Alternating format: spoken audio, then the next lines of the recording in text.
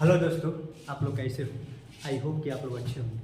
आज हम लोग नंबर सिस्टम के बारे में A to Z जानकारी लेने जा रहे हैं, क्योंकि अगर आप चाहते हैं कि मैथ हम पढ़ें तो मैथ में पढ़ने से पहले आपको नंबर सिस्टम के बारे में जानकारी होना चाहिए। क्योंकि अगर आप नंबर सिस्टम के ही बारे में नहीं जानेंगे तो आपको मैथ आ ही नहीं सकता, आप मैथ पढ़ ही नहीं सकते, है ना। तो आज हम लोग वैसे टॉपिक स्टार्ट करने जा रहे हैं, नंबर सिस्टम है दोस्तों। NUMBER number system, SYSTEM number system, यानी इसको हम लोग कहते हैं संख्या पद्धति, है ना दोस्तों।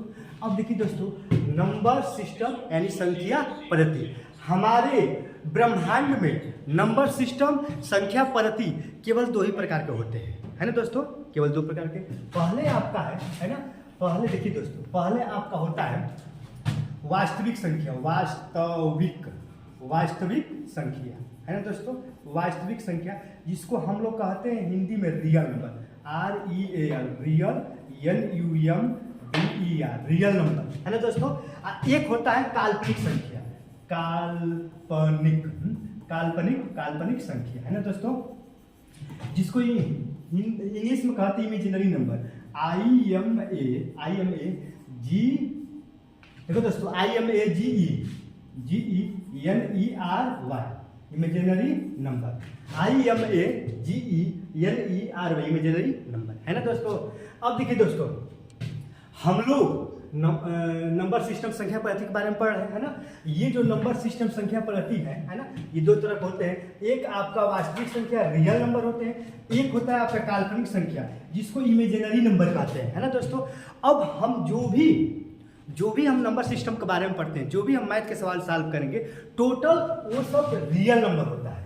हम लोग जो भी पढ़ेंगे रियल नंबर पढ़ेंगे, है ना। हम लोग ये काल्पनिक संख्या के बारे में नहीं पढ़ेंगे, क्योंकि काल्पनिक संख्या को तो हम संख्या रेखा पर प्रदर्शित नहीं कर सकते हैं।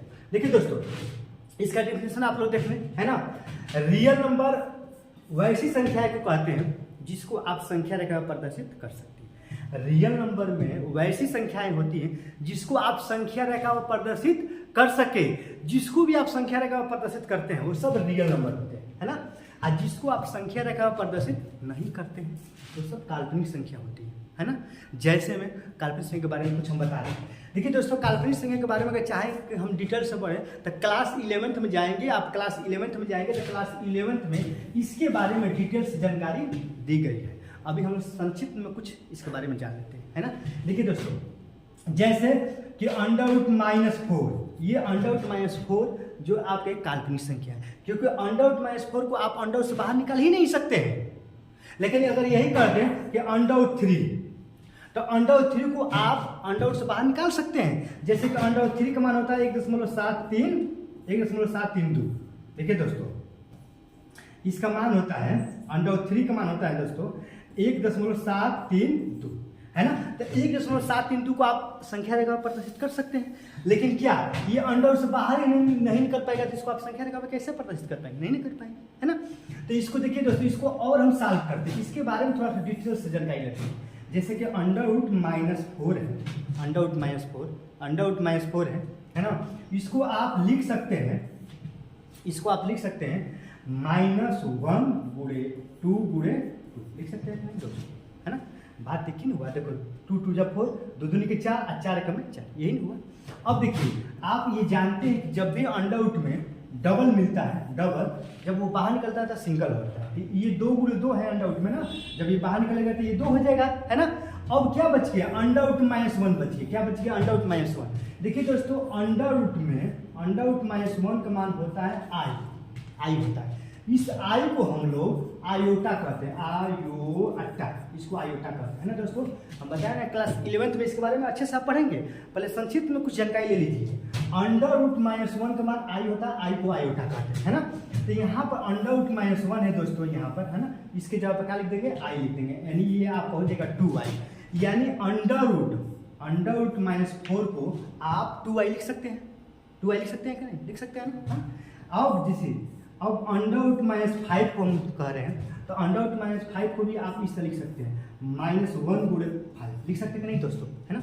अब यहाँ पर देखिए दोस्तों, ये जो अंडर रूट 5 है ये तो आप अंडर रूट से बाहर नहीं निकाल सकते हैं क्योंकि डबल नहीं मिल रहा है, सिंगल ही है ना। तो ये अंडर रूट 5 का अंडर रूट 5 होगा नहीं दोस्तों, होगा ना। ये जो अंडर रूट -1 है, ये अंडर रूट -1 क्या लिख सकते हैं, आई लिख सकते हैं कि नहीं, इसकी जगह पर आई हो जाएगा। यानी अंडर रूट -5 को देखिए दोस्तों, अंडर रूट -5 को आप लिख सकते हैं अंडर रूट 5i, लिख सकते हैं नहीं दोस्तों, लिख सकते हैं, है ना।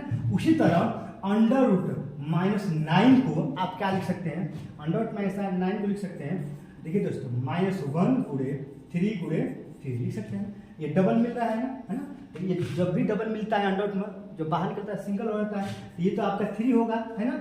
ये 3 गुणे 3 अंडर से बाहर निकलेंगे 3 होगा। लेकिन दोस्तों लेकिन देखिए दोस्तों, लेकिन यहां पर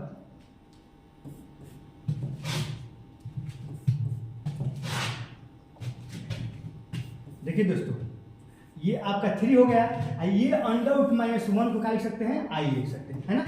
तो ये 9 को अंडर रूट से बाहर निकाल सकते हैं, लेकिन इसके अंदर जो माइनस है उसको आप अंडर रूट से बाहर नहीं निकाल सकते हैं। उसी माइनस को, यही जो अंडर रूट माइनस है, इसी माइनस को, है ना, हम लोग क्या लिखते हैं, आई लिखते हैं, है ना।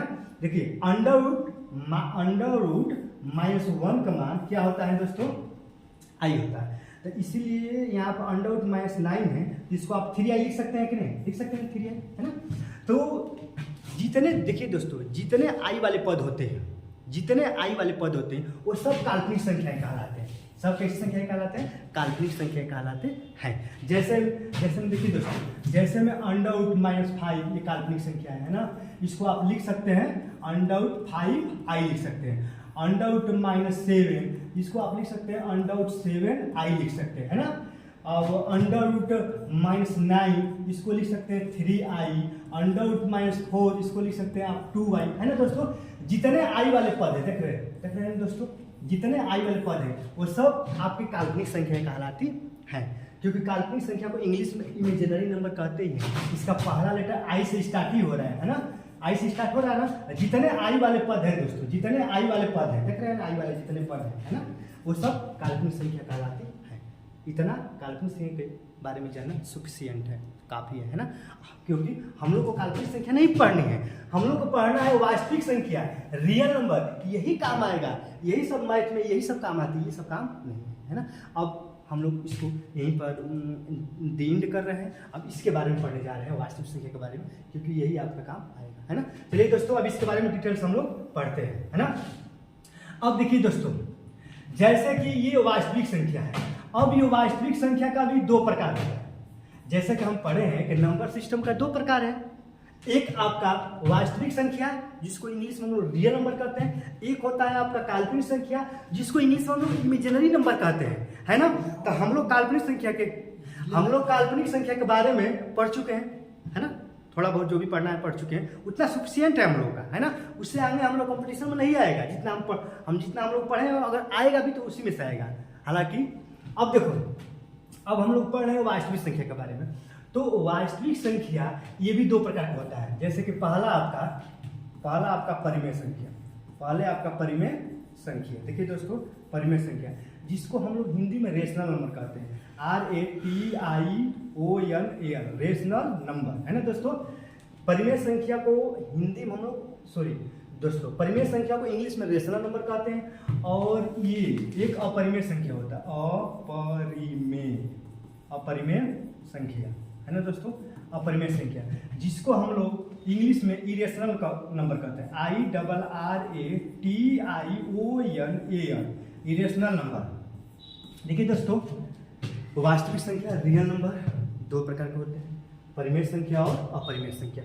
परिमेय संख्या को हम लोग रेशनल नंबर कहते हैं और अपरिमेय संख्या को इरेशनल नंबर कहते हैं, है ना। अब देखिए दोस्तों, ये परिमेय संख्या बहुत सारे होते हैं, है ना। अपरिमेय संख्या कुछ बहुत कम होते हैं। पहले इसके बारे में पढ़ ले रहे हैं, है ना। इसके बाद इसके बारे में डिटेल्स हम लोग पढ़ेंगे। अब देखिए दोस्तों, अपरिमेय संख्याएं, है ना, अपरिमेय संख्याएं वैसी संख्याएं होती है ना, जिसको आप p/q के रूप में नहीं लिख सकते, है ना, जिसको आप p/q के रूप में नहीं लिख सकते हैं, वैसी संख्याएं अपरिमेय संख्याएं कहलाती हैं, है ना। जैसे में देखिए दोस्तों, जितने भी अंडरवुड अभाज्य, देखिए दोस्तों अंडरवुड में अभाज्य संख्याएं जितनी भी आती हैं, अंडरवुड में जितनी भी अभाज्य संख्याएं आती हैं, है ना, अंडरवुड में जितनी भी अभाज्य संख्याएं आती हैं, है ना, वो सब अपरिमेय संख्याएं कहलाती हैं। जैसे में देखिए दोस्तों, जैसे में अभाज्य संख्या के बारे में हम बता रहे हैं। अब इसके बारे में पहले तो अभाज्य संख्या के बारे में जानकारी ले लीजिए। पहले तो अभाज्य संख्या के बारे में पढ़ लीजिए, अभाज्य संख्या किससे कहते हैं। देखिए दोस्तों, अभाज्य संख्याएं वैसी संख्याएं होती जिसका मैक्सिमम 2 फैक्टर हो। अभाज्य संख्याएं वैसी संख्याएं होती हैं जिसका मैक्सिमम 2 फैक्टर हो, है ना। जैसे 2, 3, 5, है ना, आप 7, 11, है ना, आप 11 के बाद आप लिख सकते हैं 13, है ना। ये जितनी भी संख्याएं हैं सब अभाज्य संख्याएं होती हैं, क्योंकि इसका मैक्सिमम 2 ही फैक्टर होते हैं। जैसे कि अगर आप 2 का अगर फैक्टर करेंगे तो 2 का 2 ही फैक्टर हो सकता है। एक आपका 1 हो सकता है, एक 2 हो सकता है, क्योंकि 1 से भी 2 कटेगा, 2 का में 2 कटेगा ही। अब 3 का भी मैक्सिमम 2 ही फैक्टर होंगे, एक होगा, एक 3 होगा। 5 का भी मैक्सिमम 2 ही फैक्टर होगा, 1 होगा और 5 होगा। 7 का भी मैक्सिमम 2 ही फैक्टर होगा, 1 होगा और 7 होगा। 11 का भी मैक्सिमम 2 ही फैक्टर होंगे, 1 होगा और 11 होगा, है ना। इस तरह 13 का मैक्सिमम 2 ही फैक्टर होते हैं, 1 और 13, है ना दोस्तों। अभाज्य संख्याएं वैसी संख्याएं होती हैं जिसका मैक्सिमम 2 फैक्टर हो, मैक्सिमम 2 फैक्टर हो, 2 का अलावा फैक्टर न हो, है ना।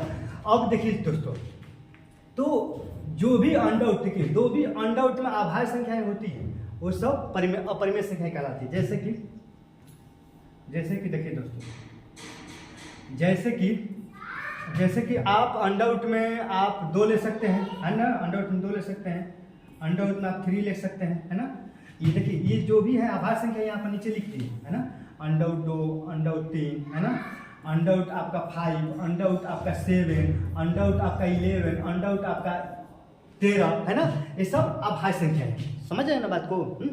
तो अभाज्य संख्याएं वैसी संख्याएं होती हैं जिसका मैक्सिमम 2 फैक्टर हो। कितना फैक्टर हो? 2 फैक्टर हो। जो भी अभाज्य संख्याएं अंडरवुड में होगी, जो भी अभाज्य संख्याएं अंडरवुड में होगी वो अपरिमेय संख्याएं होती है ना दोस्तों। तो अपरिमेय संख्या के बारे में इतना जानना सफिशिएंट है ना। अभाज्य संख्या किसे कहते हैं ये भी बताती हैं कि जिसका मैक्सिमम फैक्टर 2 हो, जिसका मैक्सिमम फैक्टर 2 हो, ऐसी संख्या अभाज्य संख्या कहलाती है ना। अब चलिए दोस्तों, अब हम लोग परिमेय संख्या के बारे में पढ़ रहे हैं, है ना दोस्तों।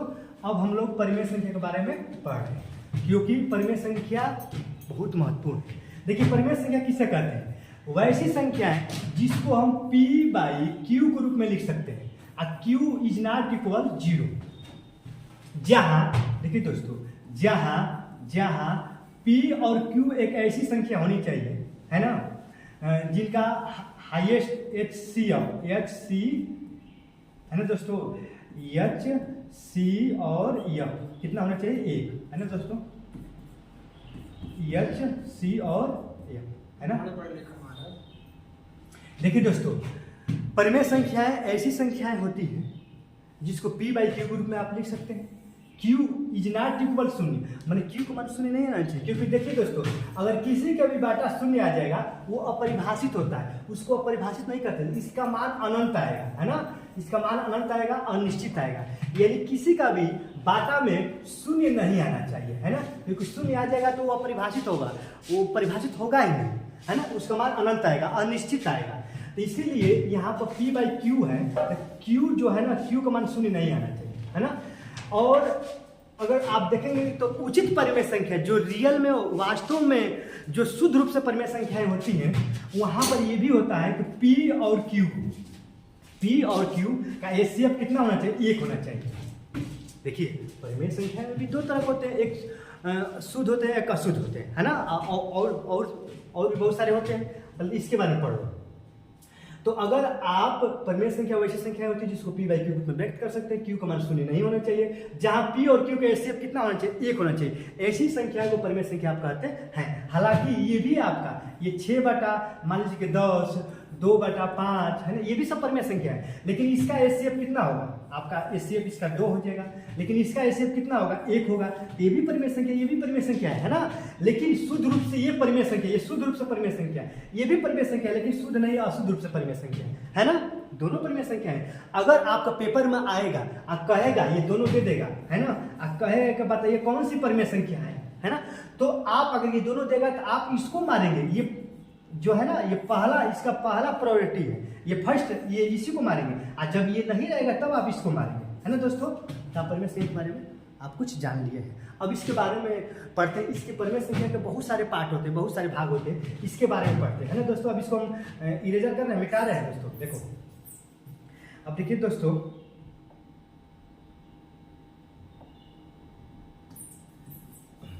है ना दोस्तों। देखिए अब देखिए दोस्तों, ये जो परिमेय संख्या है, परिमेय संख्या है ना, ये बहुत सारे, इनके बहुत सारे पार्ट होते हैं। जैसे आप जितनी भी प्राकृतिक संख्याएं होती हैं, प्राकृतिक,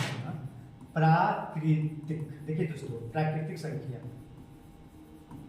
जितने भी प्राकृतिक संख्याएं होती हैं दोस्तों, जितने भी प्राकृतिक संख्याएं होती हैं वो सब परिमेय संख्याएं कहलाती हैं। अब प्राकृतिक संख्या किसे कहते हैं?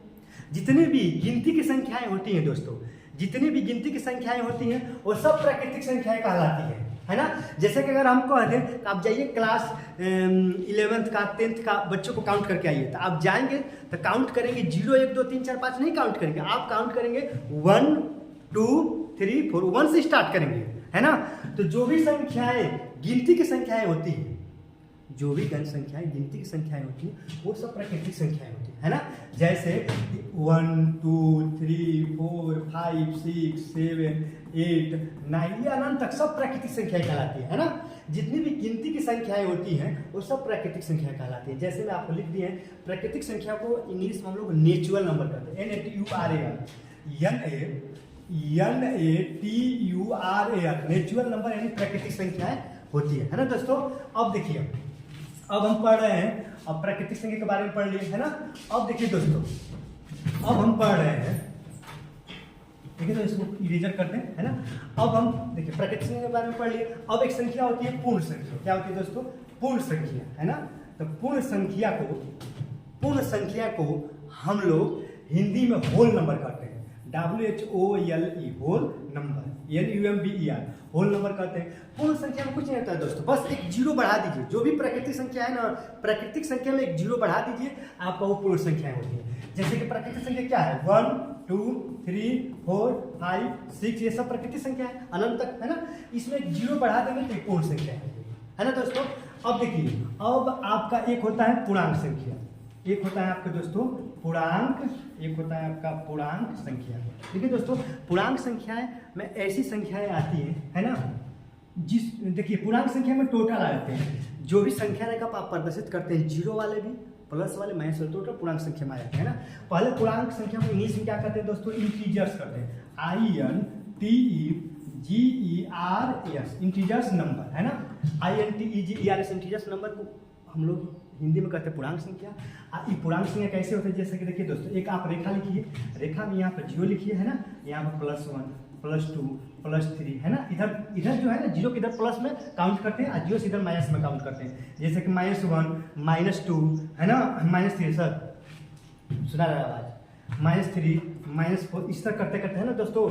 तो जो भी संख्याएं होती है ना, जो भी देखिए यहाँ दोस्तों, ये आपका एक संख्या रेखा पे यहाँ पे 0 हो गया, +1 +2 +3 करते करते, -1 -2 -3 करते करते, ये जो भी है ये सब पूर्णांक संख्याएं कहलाती है। पूर्णांक संख्या में आपका प्लस वाला भी आएगा, जीरो भी शामिल होगा, माइनस वाला भी शामिल होगा, ये सब पूर्णांक संख्याएं कहलाएगी, है ना। अब देखिए दोस्तों, अब हम लोग पढ़ेंगे पूर्णांक संख्या के बारे में पढ़ लिए। अब देखिए दोस्तों, हम लोग सम संख्या के बारे में पढ़ेंगे, सम संख्या, है ना, सम संख्या के बारे में पढ़ेंगे। आवाज आ रही है सर? हेलो,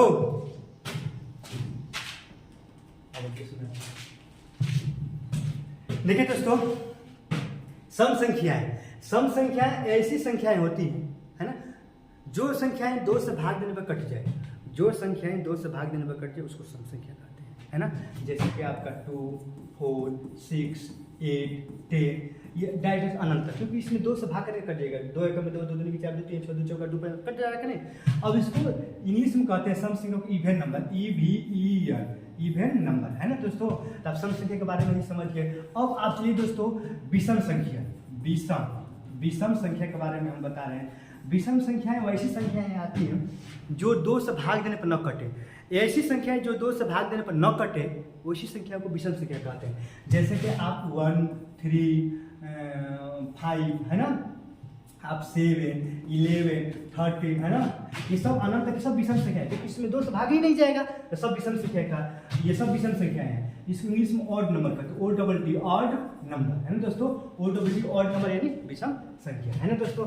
अब देखिए दोस्तों, और अब यहाँ देखिए दोस्तों, अब क्या है, अब हम लोग क्या पढ़ना है, अब हम लोग को पढ़ना है अभाज्य संख्या। किसके बारे में पढ़ना है, अभाज्य। देखिए दोस्तों, अभाज्य संख्या के बारे में पढ़ना है ना। अभाज्य संख्या को इंग्लिश में हम लोग कहते हैं prime number, PRIME, prime number. देखिए दोस्तों, अभाज्य संख्या को हम लोग इंग्लिश में प्राइम नंबर कहते हैं। अभाज्य संख्या का डिफिनीशन है तो वैसी संख्या है जिसका मैक्सिमम 2 फैक्टर हो, 2 से अधिक फैक्टर न हो, वैसी संख्या है जिसका 2 फैक्टर हो, वो संख्या अभाज्य संख्या कहलाती है। जैसे इस सबसे छोटी अभाज्य संख्या अगर आप लेंगे तो 2, 3, 5 है ना, 7, ठीक ना, 11, 13, इस अनंत, ये सब अभाज्य संख्याएं होती है। इसको क्योंकि इसका मैक्सिमम फैक्टर 2 ही होगा, 2 से अधिक नहीं होगा। अभी वीडियो से पहले हम पढ़ा दिए हैं अभाज्य संख्या के बारे में। जैसे इसका फैक्टर करेंगे 2 का फैक्टर 1 होगा या 2 होगा, 3 का 1 होगा या 3 होगा, 5 का लेंगे तो 1 होगा या 5 होगा, 7 का लेंगे तो 1 होगा या 7, ये सब फैक्टर होंगे। लेकिन अगर हम कह दें कि 4 का फैक्टर कितने होंगे, 4 का फैक्टर 2 से अधिक होंगे, है ना। जैसे कि देखिए 4 तो 1 से भी, 4 का 1 भी फैक्टर होगा, है ना दोस्तों, 4 का 1 भी फैक्टर होगा, है ना, 4 का 2 भी फैक्टर होगा, कुछ 2 से भी कट जाएगा, 2 दूनी के 4, आप 4 एकम में 4 का 4 ही फैक्टर होगा। देख रहे हैं कि 4 का आप कितने फैक्टर हो गए, 4 का 3 फैक्टर हो गए। लेकिन हम बताएं कि अभाज्य संख्याएं वैसी संख्याएं होती हैं जिसका मैक्सिमम फैक्टर 2, जैसे कि यहाँ पर जो भी संख्याएं हम लिखे हैं ना, इसका मैक्सिमम फैक्टर 2 ही है ना। तो अभाज्य संख्या वैसी संख्याएं कहलाती है जिसका मैक्सिमम फैक्टर 2, वैसी संख्या अभाज्य संख्या कहलाती है।